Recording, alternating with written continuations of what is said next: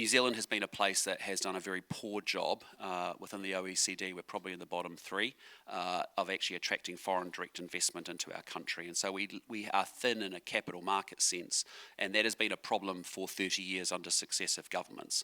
And really what I'm asking us to do, we're all working incredibly hard in this country. We're some of the hardest working people on planet Earth. But actually over 30 years, we have failed to lift economic productivity. And that is the key thing that we need to do to make sure that we have economic security and ultimately national security. So there's several things going on. You saw us last year have an international investor summit on infrastructure, $6.3 trillion of funds invested, 120 organisations in that room wanting to work to build out the infrastructure across New Zealand, and many of you in this room are involved in some of those conversations. And that has been going well. We've been receiving big investments of firms coming from overseas. Sovereign wealth money in particular is what we've been chasing through creating Invest New Zealand, a pipeline of infrastructure projects we want to collaborate with private capital with so that we can get it built quicker, faster, and actually get the benefit out to our people. So that's one level of the savings and investment attraction piece. The second piece is that there's a lot of high net worth individuals out there in the world that not just have capital, but also have know-how that we need to bring into this marketplace as well. So we created over a year ago the Active Investor Visa Plus. The deal's pretty simple. You bring either $5 million or $10 million into the country. There's two schemes, and there's a pathway to residency. But the money doesn't get invested in a speculative asset like housing, which is what had happened in the past. It gets invested in a productive business or a startup fund or a number of different defined asset classes.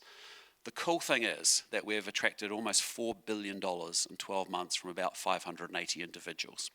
And I was down in Christchurch 2 weeks ago on a Friday night, and I went and visited a company called Zethos. And it's quite interesting to me. So it's a professor of chemical engineering at Canterbury University who's partnered with one of his PhD students to form a company called Zethos, which recycles critical minerals and turns it into zinc, is what they were doing on this particular plant. The two investors that had gotten behind them through startup funding were from Brazil and also from the Netherlands. And as a result, they brought their know-how and their knowledge to help these young guys set this business up. They now employ 20-something people and also are scaling up to go to a full production plant. But they also brought their capital. And so for us, at the moment, I think 40% of the folk have come from the US. I think 20% were coming from Germany and from all over the world. But it's not just about capital coming in. It's about being open to getting the knowledge and the know-how that we want transferred across. Because the combination of a Kiwi entrepreneur with some foreign capital and a foreign entrepreneur is pretty powerful when you see it in a startup world. And if I just think that's one of the things I'm proud about is that when I came home from New York, I'd used to, I'd go to Andreessen Horowitz or somewhere once a year and give them some days of time looking at startup opportunities in the US. And I came home and actually the literacy wasn't as good, but the entrepreneurship drive was just as high. And now you see our startups going from strength to strength to strength. And many of you in this room have helped build that capability. We are as good as anybody in the world. And we've got some great startup companies. And we're turning people on to the enthusiasm of wanting to be an entrepreneur, which is really brilliant. So that's pretty exciting. As I said before, supreme optimism. Recently, you've been in India, and why wouldn't you be an optimist, right? Honestly, we live in the most dynamic part of the world. Yeah. We've got abundant natural resources. We've got wonderful social and democratic institutions, and we've got kick-ass, world-class people. So why shouldn't we go out there and say, irrespective of all the chaos that I just talked about in the world order, there's no excuses for why we can't do well for ourselves in spite of all of that.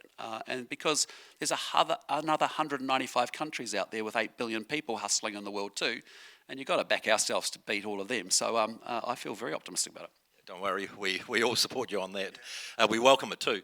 Just recently you've been in India and most of the people in the room supported, I think everyone in the room supported the free trade agreement. And also you've been in Singapore. Do you just want to outline some of the material benefits for New Zealand over the next 10 years with those two arrangements?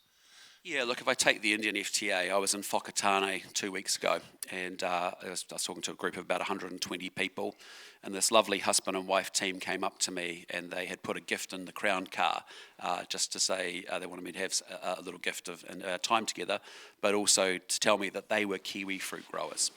And they were super excited about this Indian FTA because basically we're going to have a fourfold increase in the tariff-free quota, and then a halving of the quota, I think, any point after that, if we get up to that. So we can sell 4 times more kiwi fruit into India than we can today. So that for them was saying there are jobs now in Whakatane and regional jobs where they're going to take on more workers, going to be able to pay them more income because of that opportunity that's created because of India. India is a country I've been going to since I was probably 22, and I've probably been there, 40 times. And because my old company, Unilever, was one of the top 10 companies in India in its own right. And it's an incredible place. And when I first went there, people used to get paid in coins daily. That they didn't have a job or an employment contract or an employer. And as that country has moved from low income to middle income, there is now 440 million people living in the middle class in India. And by 2030, there'll be 750 million living a similar standard of life to the middle class here of New Zealand. So when you see a country go from low income to middle income, increasingly on a pathway to high income, ultimately, that is a great growth opportunity for a country of 5 million people to do a deal with 1.4 billion people, the most populous country on earth, what will soon be the 3rd largest economy in the world. And so to get in on that and to negotiate that, I was incredibly proud. In fact, it's one of the proudest legacies, I think, of our first term. And Todd McClay deserves tremendous credit, who worked with me on that one, alongside Prime Minister Modi and also Trade Minister Goyal. So I want to say thank you to all of you in the room, because you could see that we were, the Indian FTA, if it was in any other 5 million people country, they would be celebrating in the streets saying what a fantastic opportunity. And the fact that we as a government and political leaders could do the deal, but the fact that you as the business leaders came out in support of all of that was so appreciated. And now that led to us getting political bipartisan support. And as a result, this is not a political thing. It's not a Labour or national thing. This is a New Zealand thing, right? We should all be celebrating this. Because when we expand trade opportunities, whether it's been in Europe or the UK, the GCC, the UAE, or India, they're the FTAs that we've been involved with, or the CPTPP, they are huge, huge opportunities for this country and for more jobs, higher incomes, and more work for people. It would be remiss of me not to bring up health. It appears either number 2 or number 3 on any poll that you look at, number 2 or number 3 in terms of on the minds of voters. So obviously you can't go into the detail, but is there something there for health in the budget at a high level? Because you've still got pressures on wait times, access to doctors, medicines, etc. And it's affecting employers and communities. Yeah, look, I'd say on health, Simeon and I are pretty proud of the work that we've done there, because essentially, it's a massive bureaucracy. And what had happened was 20 DHBs had got merged in health, 2,500 extra management had been put on top of it all. It wasn't what we'd call a proper merger and acquisition kind of strategy. It was actually just, let's keep it all going with 20 different payroll systems and just chuck more bureaucrats on top of the whole system. So it's a massive bureaucracy. In fact, it's one of the largest, most complex organisations, Health New Zealand in Australasia. What we've done is, in the first budget, I think we found $16 billion we put extra into the health budget. That has led to us being able to hire 2,100 extra nurses than what we had 2.5 years ago. 600 more doctors than what we had 2.5 years ago. And so we've got money flowing in. You've seen us invest $604 million in cancer drugs, huge investments in primary care, up 13%, $175 million going into GP practices across the country. So there's a lot of money going in. There's a lot of extra resources, the 3rd medical school, doctors, nurses, all that good stuff. Then there's outcomes, because we didn't feel that system was focused on outcomes, and we set 5, which was faster emergency department wait times, faster first specialist appointments, elective surgeries, immunisation rates, and cancer treatments within 30 days. And that means that we want those 90,000 people across the broader health system, I think it is, don't quote me, but it's a big number of people focused on what their job is, which is to improve outcomes for customers, which are the public of New Zealand, and to have a customer mindset. In fact, it's a broader point on the public service. I want the public service to be large service organisations that are technology enabled, that are customer focused. They have a customer mindset, that they're helping the people of New Zealand. So we've put the money in, we've got the resources coming in, we've got the clarity on the targets, and in the middle, we've got to get an organisation. It's an organisational challenge to get that money through the system and out to make a benefit. And we've had some good improvement on those 5 metrics already, but there's a lot more for us to do.